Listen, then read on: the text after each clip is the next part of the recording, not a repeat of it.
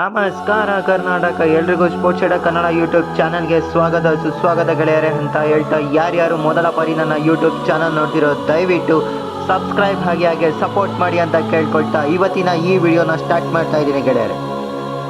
ಇವತ್ತಿನ ಈ ವಿಡಿಯೋದಲ್ಲಿ ನಿನ್ನೆ ನಡೆದಂತಹ ಮುಂಬೈ ಇಂಡಿಯನ್ಸ್ ಹಾಗೂ ರಾಜಸ್ಥಾನ್ ರಾಯಲ್ಸ್ ನಡುವಿನ ಪಂದ್ಯದ ಬಗ್ಗೆ ಡಿಸ್ಕಸ್ ಮಾಡ್ತಾ ಹೋಗೋಣ ಗೆಳೆಯರೆ.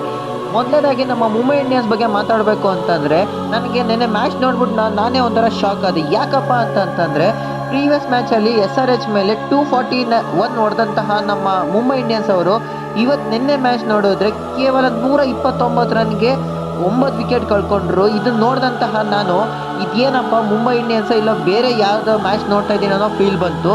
ಫಸ್ಟ್ ಆಫ್ ಆಲ್ ಹಾಗೆ ನಮ್ಮ ರಾಜಸ್ಥಾನ ಅವರು ಟಾಸ್ ಗೆದ್ದು ತಾವು ಬೌಲಿಂಗೇ ಮಾಡ್ತೀವಿ ಎಂದು ಚೂಸ್ ಮಾಡಿಕೊಂಡ್ರು. ಅದೇ ರೀತಿಯಾಗಿ ಅವರ ಓಪನರ್ ಬೌಲರ್ ಆದಂತಹ ಟ್ರೆಂಟ್ ಬೋಲ್ಟ್ ಅವರು ಅದ್ಭುತವಾದ ಪರ್ಫಾರ್ಮೆನ್ಸ್ ನೀಡಿದ್ರು.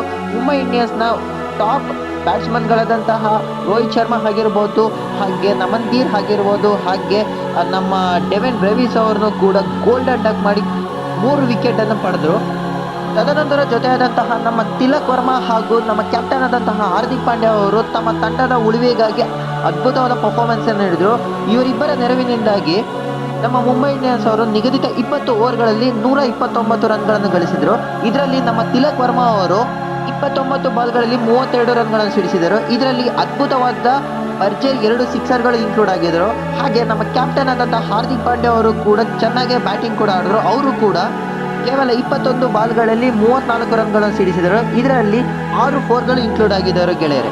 ಇವರಿಬ್ಬರನ್ನು ಬಿಟ್ಟರೆ ಬೇರೆ ಯಾವ ಮುಂಬೈ ಇಂಡಿಯನ್ಸ್ ಬ್ಯಾಟ್ಸ್ಮನ್ಗಳ ಕಡೆಯಿಂದಲೂ ಅದ್ಭುತವಾದ ಪರ್ಫಾರ್ಮೆನ್ಸ್ ಇವರಿಬ್ಬರ ಸಹಾಯದಿಂದಾಗಿ ನಮ್ಮ ಮುಂಬೈ ಇಂಡಿಯನ್ಸ್ ಅವರು ನಿಗದಿತ 20 ಓವರ್ಗಳಲ್ಲಿ ಕೇವಲ 125 ರನ್ಗಳನ್ನು ಸಿಡಿಸಿದರು ಗೆಳೆಯರೆ.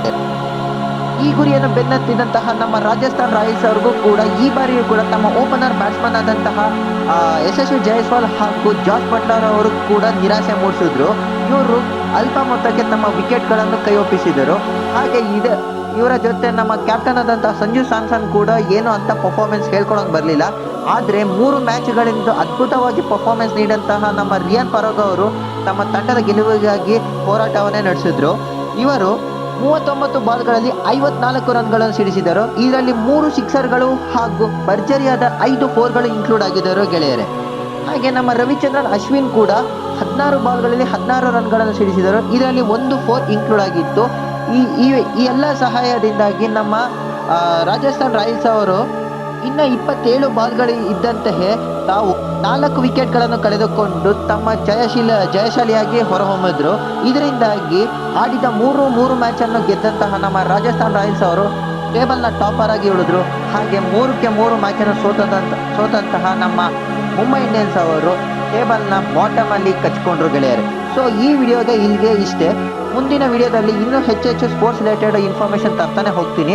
ಸೊ ಈ ವಿಡಿಯೋದಿಂದ ನಿಮ್ಗೆ ಏನಾದರೂ ಸ್ವಲ್ಪನಾದ್ರೂ ಇನ್ಫಾರ್ಮೇಷನ್ ಸಿಕ್ತು ಅಂದರೆ ದಯವಿಟ್ಟು ನನ್ನ ಚಾನಲನ್ನು ಸಬ್ಸ್ಕ್ರೈಬ್ ಹಾಗೆ ಸಪೋರ್ಟ್ ಮಾಡಿ ಅಂತ ಕೇಳ್ಕೊಳ್ತಾ ಈ ವಿಡಿಯೋನ ಇಲ್ಲಿಗೆ ಮುಗಿಸುತ್ತಿದ್ದೇನೆ. ನಮಸ್ಕಾರ.